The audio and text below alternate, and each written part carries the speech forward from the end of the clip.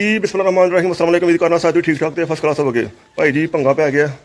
ਹੋਇਆ ਕੀ ਯਾਰ, ਛੋਟੇ ਬੱਚੇ ਨੇ ਉਹ ਪਰ ਇਹ ਪਾਸੇ ਵੀ ਹੀਫਰਾਂ ਨੇ, ਇਹਨਾਂ ਨਾਲ ਚਿੱਚੜ ਪੈ ਗਏ ਨੇ ਯਾਰ।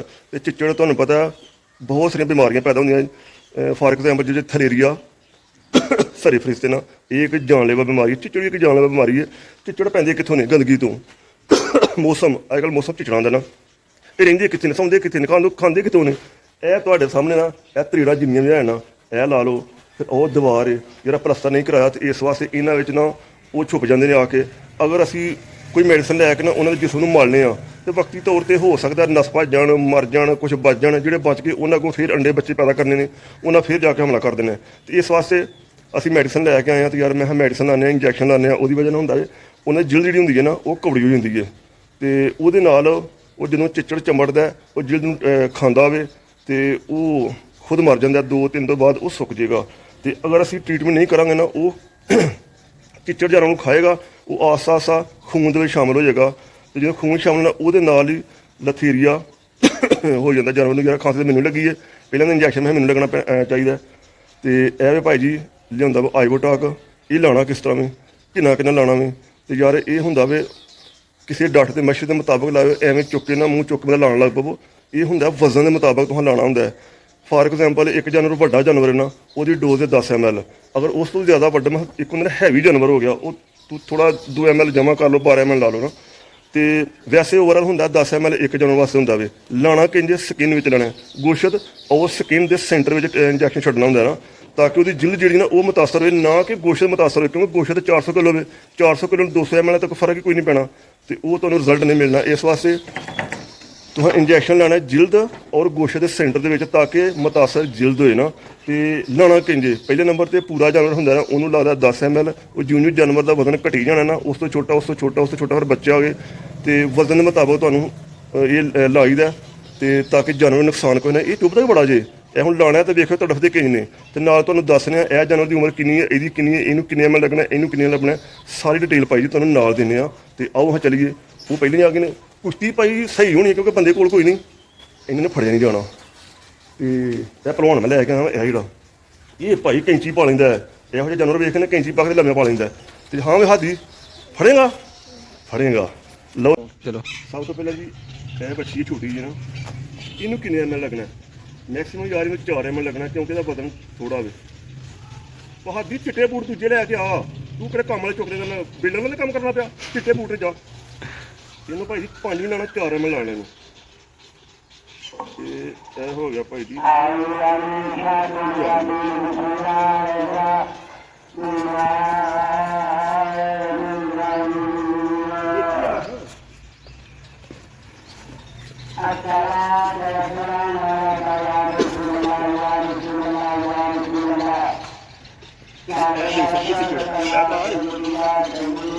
ਇਹ ਦੇਖੋ ਚਿੱਟਾ, ਇਹ ਜੀ ਇਹਨੂੰ ਪੁੱਟ ਕੇ ਵਹਾੜਨਾ।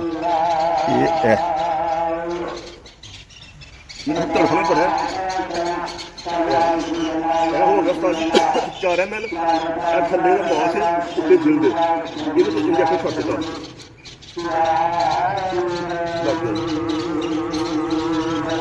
ਦੂਸਰੇ ਧਾਨ ਤੋਂ ਬਾਅਦ ਦੂਸਰੀ ਮੱਛੀ ਆ ਗਈ ਹੈ, ਇਹਨੂੰ ਵੀ 4 ml ਲੱਗਣਾ, ਕਿਉਂਕਿ ਇਹ ਗੋਸ਼ਤ ਵਿੱਚ ਵਜ਼ਨ ਵਿੱਚ ਥੋੜ੍ਹਾ ਬਹੁਤਾ ਫਰਕ ਹੈ।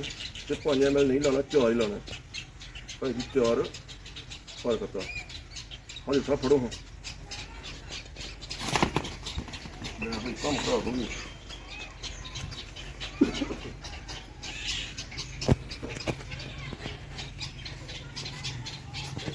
ਕੋਈ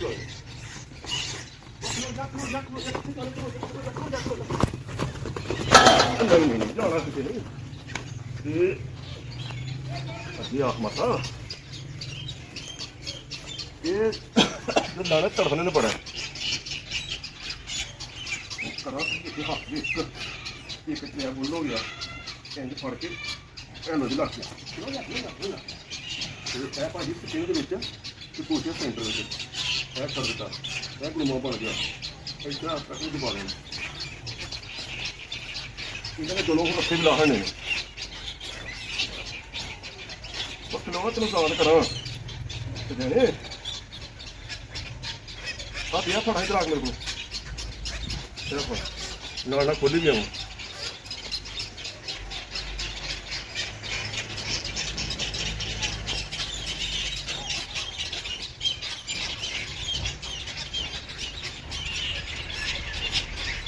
ਕਿੱਦਾਂ ਤੋਂ ਬਣ ਖੜਿਆ ਕਿ ਮਤਲਬ ਵੀਡੀਓ ਯਾਰ ਟੂਰ ਬਣਿਆ ਕਿਤੇ ਮੈਂ ਕਿਤੇ ਮਿਲੇ ਉਹ ਤੇਰਾ ਕੋਈ ਪਤਾ ਨਹੀਂ ਯਾਰ ਇਹ ਦੇਖੋ ਇਹ ਦਲਾ ਘੁੱਟਣਗੇ ਇਹ ਹੈਗਾ ਇੱਕ ਦਾ ਹੋ ਗਿਆ ਐ ਇਧਰ ਰੱਖੋ ਕਿਉਂਕਿ ਹਾਂ ਦੂਜਾ ਭਾਈਏ ਹੁਣ ਆ ਗਿਆ ਜੀ ਨੰਬਰ 3 ਇਹਨੂੰ ਹੀ ਚਾਰੇ ਮਲ ਲਾਉਣੇ ਆਹੋ ਇਹਨੂੰ ਹੀ ਚਾਰੇ ਮਲ ਲਾਉਣਾ ਅਸੀਂ ਉਹ ਦਵਾਲ ਚਿੱਟੇ ਤੇਰੇ ਬਹਿਣਗੇ ਯਾਰ ਸਾਰੀ ਉਮਰ ਇਹਦਾ ਫੜ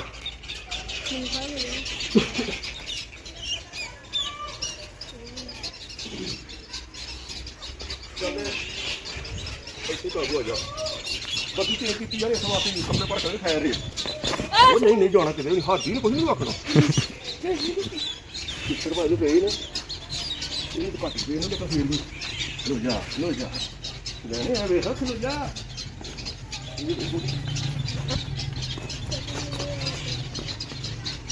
ਯਾਰ ਤੂੰ ਤਾਂ ਹੈਲਪ ਨਹੀਂ ਕਰਦਾ ਮਾਸਾ ਵੀ ਹੈ ਜਾ ਦੋ ਨਹੀਂ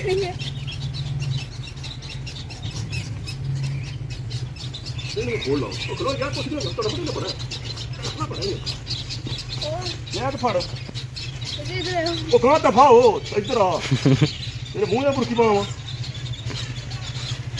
ਤੁਹਾਡਾ ਪੀਰ ਬੜੀ ਪਈ ਮੈਂ ਯਾਰ ਨਾਲ ਖੋਲੀ ਜਾਵਾਂ ਉਸ ਦੇ ਨੇ ਤੇਰਾ ਹੀ ਫਾਇਦਾ ਲੋ ਜਾ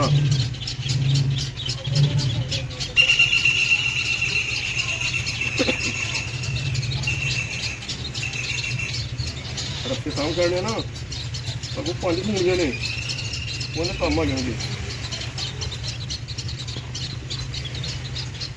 ਲੋਕ ਦੂਰ ਲੈ ਗਏ ਤੇ ਇੱਕ ਲਿਆ ਜੀ ਹੋਰ ਇਹ ਹੁਣ ਬੱਚੇ ਇਹਨੂੰ 5 ਮਿੰਟ ਲਾਉਣਾ ਇਹ ਮੁੰਡੇ ਦਾ ਬੱਚਾ ਕਿਉਂਕਿ ਇਹਦਾ ਪਤਾ ਉਹਨਾਂ ਨੂੰ ਜ਼ਿਆਦਾ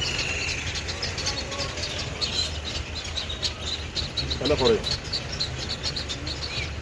ਠੀਕ ਹੈ ਕਿ ਨਹੀਂ ਇਹ ਰਿਕਾਰਡ ਦਾ ਕੋਲ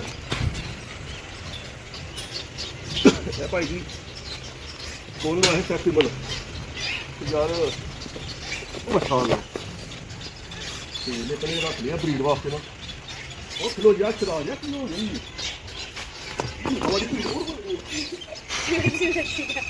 ਆ ਠੀਕ ਹੈ ਭੈੜੇ ਕਾਉਂ ਨਹੀਂ ਕਰਨਾ ਪਿਆ ਚਲੋ ਦੋ ਚਲੋ ਚੱਲ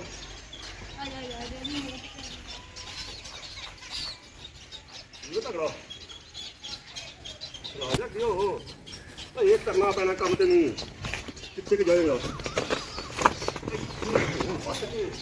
ਘੜੀ ਮੁੰਡੀ ਨਹੀਂ ਨਾ ਯਾਰ ਹੋ ਜਾਏ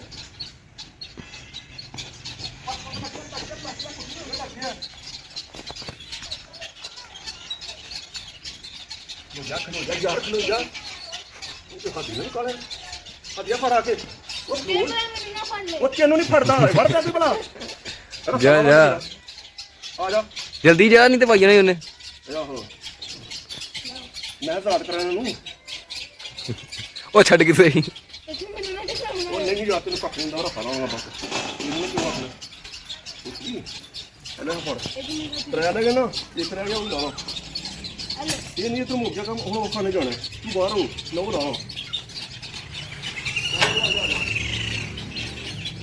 ਉਹ ਦੇਖਿਆ ਨਾ ਉਹ ਮਾਹੌਲ ਨਾਲ ਥੋੜਾ ਕੁਝ ਕਰਨ ਦੀ ਨਹੀਂ ਬਚਿਆ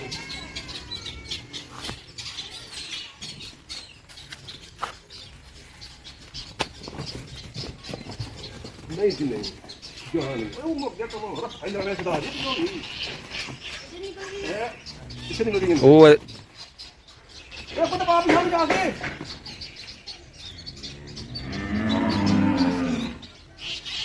ਅਰੇ ਤੋਂ ਗੁਣੀ ਮੋੜ ਉਹ ਕਿਉਂ ਜਾਣੀ ਚੱਲ ਪੈਣੀ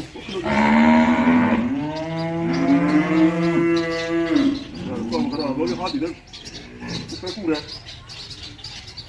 ਚੱਲ ਹੋਇਆ ਵੀ ਲੈ ਗਿਆ